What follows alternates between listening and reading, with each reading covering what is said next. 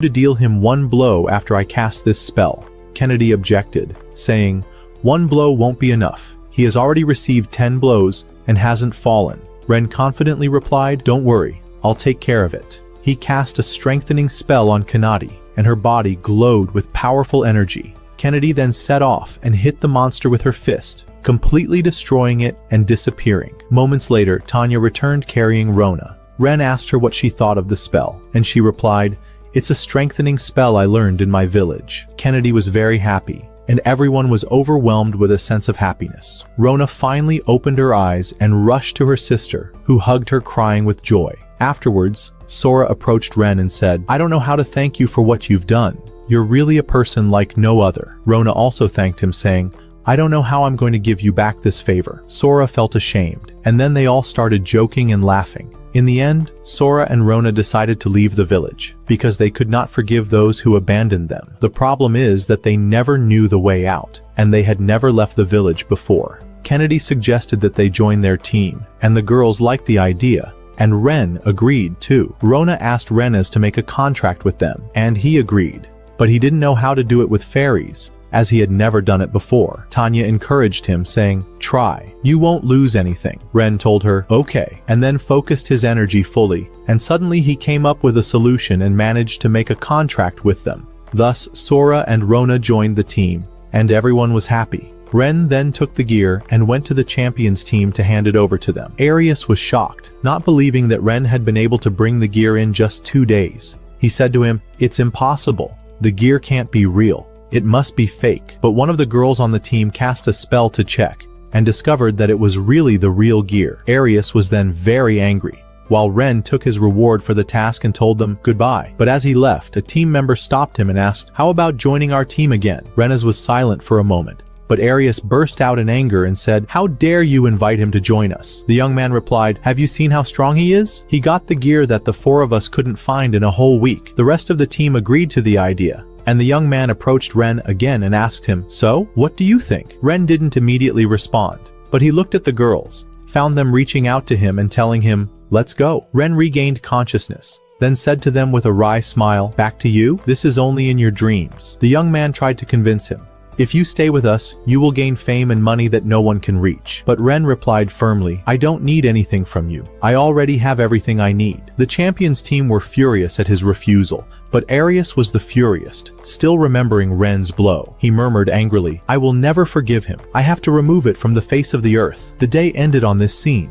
and the next day, Ren was sitting with his friends, talking about the Demon King and how he could be defeated. A long time ago, there was a very powerful Demon King, and no humans could defeat him, Ren said. But one human being received great power that enabled him to seal and defeat Satan. That man became known as the hero, and one of his grandsons is Arius, and his power should increase over time to defeat the new Demon King. But one of the girls asked him, "Why are we waiting for someone like Arius to defeat him? Why don't we do it?" Ren replied, "Because your energy is normal and very limited, while Arius's energy will increase over time, making him able to kill him." But Sora intervened, saying, "But the more you make a deal with us, the stronger you too, which means you may reach the strength needed to defeat him." Ren was shocked by her words and said, "That's right." Kennedy rejoiced and said excitedly, "Then you must make a deal with everyone you meet, and then become the hero who defeats the Demon King." But Ren laughed, "It's not that easy. Let's forget about this now and enjoy our adventures, and when the time comes,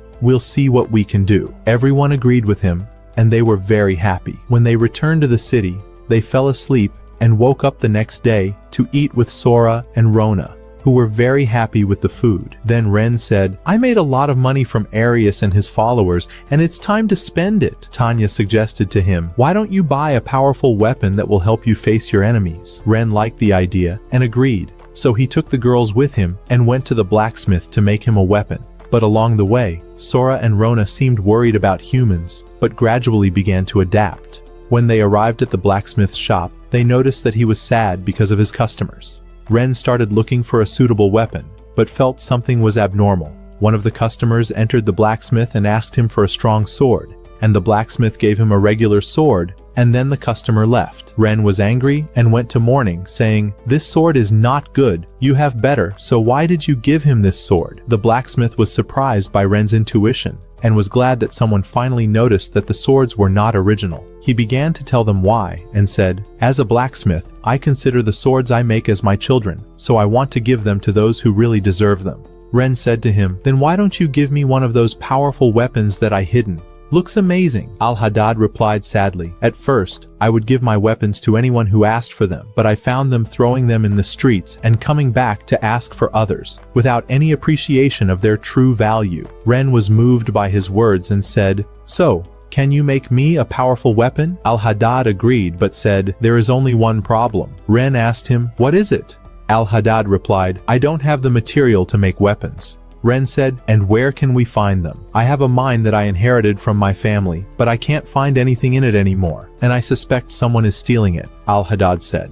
Ren said, "So what's the solution?" The blacksmith gave them a task to go to the mine and recover the material, and Ren enthusiastically agreed, and the blacksmith was very happy. They went to the union and told the employee that they would carry out the task for the sake of Al-Haddad, and she gave them approval. When they arrived at the mine, Ren noticed a strange bird flying over them. As they spoke, two people came out from inside the mine and attacked them, but Kennedy and Tanya confronted them until they lost consciousness. Then, Sora and Rona used their magical power to figure out how many people were left inside the mine, only to discover that there were 3 others, including a tamer of monsters. Then, Ren said, "We've defeated 2, and there's still 3 inside, including someone who has the ability to tame monsters. Prepare to attack, because they will be strong." They entered the mine, and the thieves began to attack them hard. But Sora and Rona used their magical power to repel the blows. Everyone attacked again, but Tani and Kennedy managed to eliminate them. Ren then reached their leader and told him, "Surrender yourself calmly and don't cause any more trouble." The boy refused to give up and attacked Ren, but Ren struck him a heavy blow to the stomach. The boy flared up in anger and said angrily, "I will never forgive that old man for what he did to me." Suddenly, he did his power, and at that moment, he heard the sound of a monster approaching them. Everyone was shocked, and they couldn't believe that this boy had tamed that monster in the first place. Ren asked him, "How did you manage to tame him?" "Taming monsters is impossible for humans." The boy replied confidently, "I found him when he was still young, so he had no hostility towards me. Now get ready because you're going to die." The monster began to attack, and Ren was trying to dodge his quick strikes, but the mine was slowly collapsing due to the intensity of the attacks. Ren looked at Kennedy and said, "Get everybody out of here!" Kennedy understood it, and took everyone out of the mine, leaving Ren alone with the monster. Ren was trying to avoid the hits, but the situation was getting worse. At that moment, Kennedy agreed with Tanya to protect the rescued people, and then decided to return to help Ren. Indeed, she reached him at the last minute and rescued him from the monster. Ren told her, "Listen, I want you to do exactly what I tell you." She replied, "Well, what's the plan?"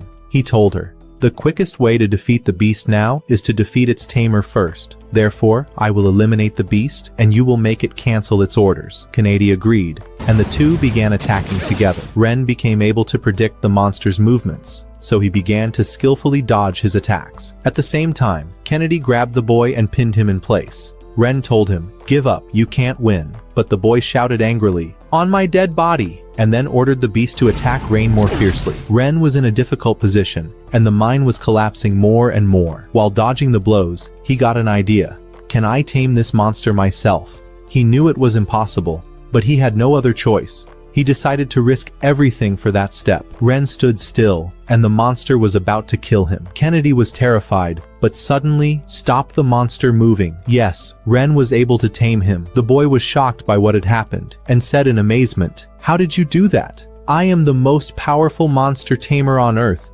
No one but me can tame this monster." But not only did he tame him, but Ren also wiped out his grip on the monster completely. The boy could not comprehend what was happening, so he began to give successive orders to the monster, but the latter did not respond. Instead, the monster attacked its owner and tried to kill him. At the last minute, Ren intervened and struck a fatal blow to the monster, ending it completely.